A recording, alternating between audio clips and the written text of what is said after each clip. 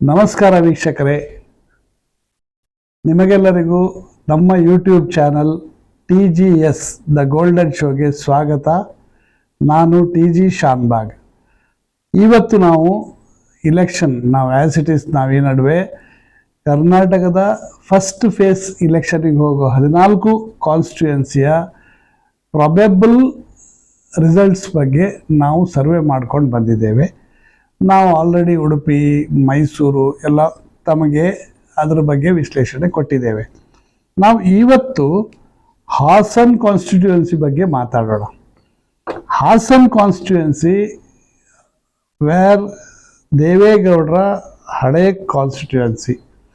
ಇವಾಗ ಅಲ್ಲಿ ಪ್ರಜ್ವಲ್ ರೇವಣ್ಣ MP ಆಗಿದ್ದಾರೆ. ಈಗ ಕಂಟೆಸ್ಟ್ ಮಾಡೋರು ಕೂಡ ಪ್ರಜ್ವಲ್ ರೇವಣ್ಣ ಜನತಾ ದಳ ಸೆಕ್ಯುಲರ್ ಇಂದ JDS ಇಂದ, ಅಂದರೆ NDA ಇಂದ JDS BJP ಮೈತ್ರಿ ಕ್ಯಾಂಡಿಡೇಟ್ ಆಗಿ ಪ್ರಜ್ವಲ್ ರೇವಣ್ಣ ಸ್ಪರ್ಧೆ ಮಾಡ್ತಾ ಇದ್ದಾರೆ. ಇನ್ನು ಶ್ರೇಯಸ್ ಪಟೇಲ್ ಅವರು ಕಾಂಗ್ರೆಸ್ನಿಂದ ಸ್ಪರ್ಧೆ ಮಾಡ್ತಾ ಇದ್ದಾರೆ.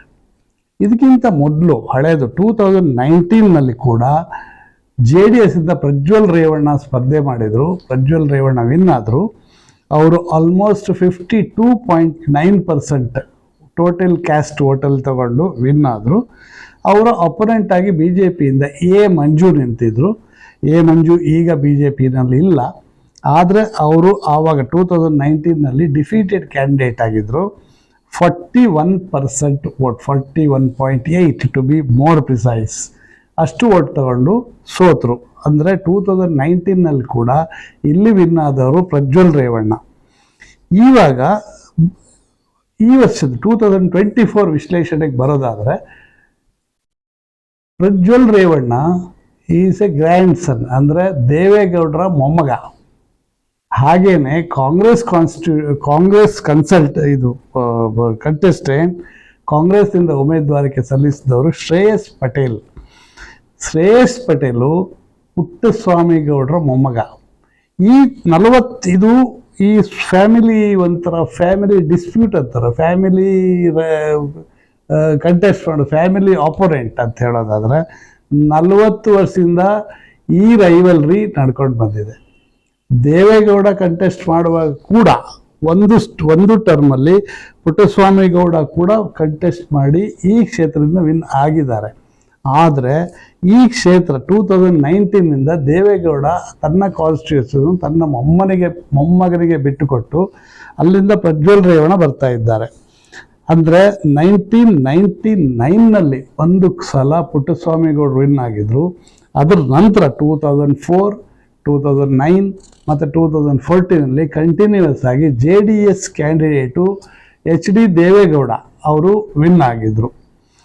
ಮತ್ತು ಇಲ್ಲಿ ನಾವು ಇದಕ್ಕೆ ಹೋಗೋದಾದರೆ, ಇದರ ಸ್ಟ್ಯಾಟಿಸ್ಟಿಕ್ಸ್ ಹೋಗೋದಾದರೆ 2014ನಲ್ಲಿ ಅಂದರೆ ದೇವೇಗೌಡ ವಿನ್ ಆದ ಮಾರ್ಜಿನ್ ಏನಂದರೆ 44% ಟೋಟಲ್ ಕ್ಯಾಸ್ಟ್ ವೋಟಲ್ಲಿ 44% ದೇವೇಗೌಡರು ತಗೊಂಡಿದ್ರು. ಅವರ ಅಪೋನೆಂಟ್ BJPಯವರು 35% ವೋಟ್ ತಗೊಂಡಿದ್ರು. ನೆಕ್ಸ್ಟ್ 2009, ಇನ್ನೂ ಒಂದು 5 ವರ್ಷ ಹಿಂದೆ ಹೋಗೋದಾದರೆ ಅಲ್ಲಿ ಕೂಡ ದೇವೇಗೌಡರೇ ಕಂಟೆಸ್ಟ್ ಮಾಡಿದರು. ಆವಾಗ ದೇವೇಗೌಡರು ಟೋಟಲ್ ಕ್ಯಾಸ್ಟ್ ಆದ ವೋಟಲ್ಲಿ 50% ತಗೊಂಡಿದ್ರು, 20% BJPಯವರು ತಗೊಂಡಿದ್ರು. ಹಾಗೆ ನೋಡ್ಲಿಕ್ಕೆ ಹೋದರೆ BJPಯವರು ಕೂಡ ಅಲ್ಲಿ 20 ಇದ್ದರು 2009ನಲ್ಲಿ, 2014ನಲ್ಲಿ 35ಗೆ ಬಂದರು, 2014ನಲ್ಲಿ 35ಗೆ ಬಂದು 2019ನಲ್ಲಿ ಒನ್ಸ್ ಅಗೈನ್ 41%. ಅಂದರೆ BJP ತನ್ನ ಬೇಸನ್ನು ಎನ್ಕ್ರೀಸ್ ಮಾಡಿಕೊಳ್ತಾ ಹೋಗ್ತಾ ಇದೆ. ಈ ಸಲ ಪ್ರಜ್ವಲ್ ರೇವಣ್ಣ BJP ಸಪೋರ್ಟ್ ಕೂಡ ತಗೊಂಡು ಕಂಟೆಸ್ಟ್ ಮಾಡ್ತಾ ಇದ್ದಾರೆ. ಅಂದರೆ ಪ್ರಜ್ವಲ್ ರೇವಣ್ಣ NDA ಕ್ಯಾಂಡಿಡೇಟ್ ಆಗಿ ಕಂಟೆಸ್ಟ್ ಮಾಡ್ತಾ ಇದ್ದಾರೆ. ಇದರಲ್ಲಿ 8 ಕ್ಷೇತ್ರ ಇದೆ: ಕಡೂರು, ಶ್ರವಣಬೆಳಗೊಳ, ಅರಸೀಕೆರೆ, ಬೇಲೂರು, ಹಾಸನ, ಹೊಳೆನರಸೀಪುರ, ಅರ್ಕಲ್ಗೂಡು ಮತ್ತು ಸಕಲೇಶ್ಪುರ. ಈ 8 ಕಾನ್ಸ್ಟಿಟ್ಯೂಯೆನ್ಸಿಯಲ್ಲಿ ಅಸೆಂಬ್ಲಿ ಕಾನ್ಸ್ಟಿಟ್ಯೂಯೆನ್ಸಿ ಸೇರಿ ಹಾಸನ್ MP ಕಾನ್ಸ್ಟಿಟ್ಯೂಯೆನ್ಸಿ ಆಗಿದೆ.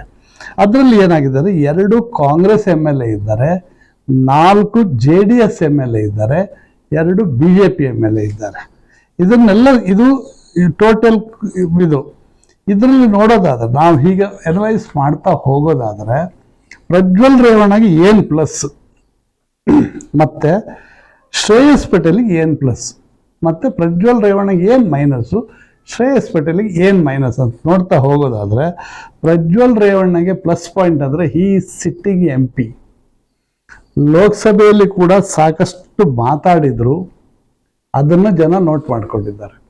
ಅದಕ್ಕೆ ಸರಿಯಾಗಿ 2 BJP ಮತ್ತು 4 JDS MLAಗಳು ಅವ್ರ ಕಾನ್ಸ್ಟಿಟ್ಯೂಯೆನ್ಸಿಲಿದ್ದಾರೆ. ಮತ್ತು ದೇವೇಗೌಡರ ಹೆಸರು ಇವರು ಯೂಸ್ ಮಾಡ್ಕೊಳ್ಬೋದು, ದೇವೇಗೌಡರು ಮೊಮ್ಮಗ, ಎಕ್ಸ್ ಪ್ರೈಮ್ ಮಿನಿಸ್ಟರ್ ಮೊಮ್ಮಗ. ಮತ್ತು ಮೋದಿ ವೇವ್ ಹಾಸನದಲ್ಲಿ ಸಾಕಷ್ಟಿದೆ, ಅದು ಅವರಿಗೆ ಪ್ಲಸ್ ಪಾಯಿಂಟ್. ಇವರು ಯಂಗ್ ಆ್ಯಂಡ್ ಡೈನಮಿಕ್ MP ಅಂತ ಕೂಡ ಕರ್ನಾಟಕದಲ್ಲಿ 28ರಲ್ಲಿ ಇವತ್ತು ಯಂಗೆಸ್ಟ್ MP ಆವಾಗ 2019ನಲ್ಲಿ ಹಾಗೆ ತಗೊಂಡೋದ್ರು. ಮತ್ತು ಇವರ ಅಪೋನೆಂಟ್ ನಾವು ನೋಡಿದ ಮಟ್ಟಿಗೆ, ನಾವು ಹಾಸನದಲ್ಲಿ ಸರ್ವೆ ಮಾಡಿ ನಾವು ಓಡಾಡಿದ ಪ್ರಕಾರ ಅಪೋನೆಂಟು ಅಷ್ಟೊಂದು ಸ್ಟ್ರಾಂಗ್ ಆಗಿಲ್ಲ. ಶ್ರೇಯಸ್ ಪಟೇಲ್ ಅನ್ನುವಂಥದ್ದು it is not a that popular face in Hassan constituency. ಇನ್ನು ಪ್ರಜ್ವಲ್ ರೇವಣ್ಣಗೆ ಮೈನಸ್ ಅಂತಿದ್ರೆ, ಕಾಂಗ್ರೆಸ್ಸಿನ 5 ಪಂಚ ಗ್ಯಾರಂಟಿಗಳು ಮೈನಸ್ ಆದರೂ ಆಗ್ಬೋದು. ಯಾಕಂದರೆ ಹಳ್ಳಿ ಕಡೆ ವೋಟರ್ಸು ಕಾಂಗ್ರೆಸ್ ಗ್ಯಾರಂಟಿ ಇದೆ ಅಂತ ಇವ್ರು ಹಾಕದೇ ಇರ್ಬೋದು. ಮತ್ತು ಇವರಿಗೆ ಮೇಜರ್ ಪ್ರಾಬ್ಲಮ್ ಆಗುವಂಥದ್ದು ಸಾಧ್ಯತೆ BJPಯಿಂದ ಹೋಲ್ ಹಾರ್ಟೆಡ್ JDS ಸಪೋರ್ಟ್ ಆಗಿ ಕೆಲಸ ಮಾಡೋಕ್ಕೆ ಇನ್ನೂ ಶುರು ಮಾಡಲಿಲ್ಲ. ಅಂದರೆ ಒಳ ಏಟಿನ ಭಯ ಇದೆ. ಪ್ರೀತಮ್ ಗೌಡ ಹೋಲ್ ಹಾರ್ಟೆಡ್ ಆಗಿ ನಾನು BJP JDS ಪರವಾಗಿ ನಾವು ಕ್ಯಾಂಡಿಡೇಟ್, ಈ ಮೈತ್ರಿ ಕ್ಯಾಂಡಿಡೇಟ್ ಬಗ್ಗೆ ನಾವು ಕೆಲಸ ಮಾಡ್ತೇವೆ ಅಂತ ಹೋಲ್ ಹಾರ್ಟೆಡ್ ಆಗಿ ಇನ್ನೂ ಶುರು ಮಾಡಿಕೊಂಡಿಲ್ಲ. ಇದು ಇವರಿಗೆ ಮೈನಸ್ ಪಾಯಿಂಟ್ ಆಗ್ಬೋದು. ಇನ್ನು ಶ್ರೇಯಸ್ ಪಟೇಲಿಗೆ ಪ್ಲಸ್ ಪಾಯಿಂಟ್ ಏನಂದರೆ, Shreyas Patel is A non controversial person. ಯಾಕಂದರೆ ಇನ್ನೂ ಅವ್ರ ಅಧಿಕಾರ ಸಿಗಲಿಲ್ಲ ಅವರಿಗೆ. ಆದ್ದರಿಂದ ನ್ಯೂ ಫೇಸು, ನಾನ್ ಕಾಂಟ್ರವರ್ಷಿಯಲ್ ಅನ್ನೋದು ಬಿಟ್ಟರೆ ಬೇರೆ ಏನೂ ಅವರಿಗಿಲ್ಲ. ಅವರಿಗೆ ಮೈನಸ್ ಪಾಯಿಂಟ್ ಆಗೋದಾದರೆ, BJP is very strong here. ನಾನು ಆವಾಗಲೇ ಹೇಳ್ದಂಗೆ 2009ನಲ್ಲಿ 20% ಇದ್ದ BJP ಓಟು, ಟೋಟಲ್ ವೋಟ್ ಪೋಲ್ಸಲ್ಲಿ BJPಗೆ 20% ಇರೋದು 2014ನಲ್ಲಿ 35% ಆಗಿದೆ. 2019 ವ್ಯಾರ್ ಪ್ರಜ್ವಲ್ ರೇವಣ್ಣ ಕಂಟೆಸ್ಟ್ ಮಾಡಿದಾಗ BJP ಓಟು 41% ಆಗಿದೆ. ಇದು ನಮ್ಮ ಶ್ರೇಯಸ್ ಪಟೇಲ್ ಅವರಿಗೆ ಮೈನಸ್ ಆಗ್ಬೋದು. BJP ಮತ್ತು ಜನತಾದಳ ಕೂಡಿದರೆ ಇವರಿಗೆ ಅಷ್ಟು ಫೇವರೇಬಲ್ ಆಗಿಲ್ಲ, ಅದು ಜನತಾದಳಕ್ಕೆ ಫೇವರೇಬಲ್ ಆಗಿ ಹೋಗ್ಬೋದು. ಇಷ್ಟೆಲ್ಲ ನಾವು ಡಿಸ್ಕಸ್ ಮಾಡಿದ ಮೇಲೆ ನಾವು ಈ ಕ್ಷೇತ್ರದಲ್ಲಿ ಕೊಡುವಂಥ percentage wise winning probability, once again I am telling, ಇದು ನಮ್ಮ ಚಾನಲ್, ನಮ್ಮ ವಾಹಿನಿಯ ಒಂದು ನಾವು ಮಾಡಿದ ಸರ್ವೆ, ನಾವು ಅಲ್ಲಿ ಓಡಾಡಿದ್ದೇವೆ, ಸಾಕಷ್ಟು ಕಡೆ ಓಡಾಡಿದ್ದೇವೆ. ಹಾಸನ ಇಡೀ ಕಾನ್ಸ್ಟಿಟ್ಯೂಯೆನ್ಸಿ ಅಂದಂಗೆ 8 MLA ಕಾನ್ಸ್ಟಿಟ್ಯೂಯೆನ್ಸಿಲಿ ಓಡಾಡಿದ್ದೇವೆ.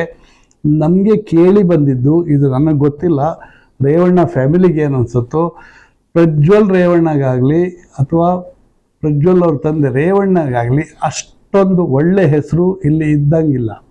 ಇಲ್ಲಿ ಕುಮಾರಸ್ವಾಮಿ ಅವ್ರಿಗೆ ಒಳ್ಳೆ ಹೆಸರಿದೆ, ಮತ್ತು ದೇವೇಗೌಡರಿಗೆ ದೇವರು ಅಂತಾನೆ ಟ್ರೀಟ್ ಮಾಡುವಂಥ ಜನ ಇದ್ದಾರೆ.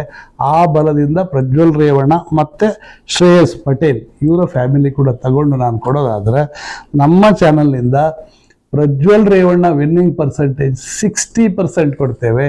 ವ್ಯಾರಸ್ ಶ್ರೇಯಸ್ ಪಟೇಲ್ಗೆ ನಾವು 40% ಕೊಡ್ತೇವೆ.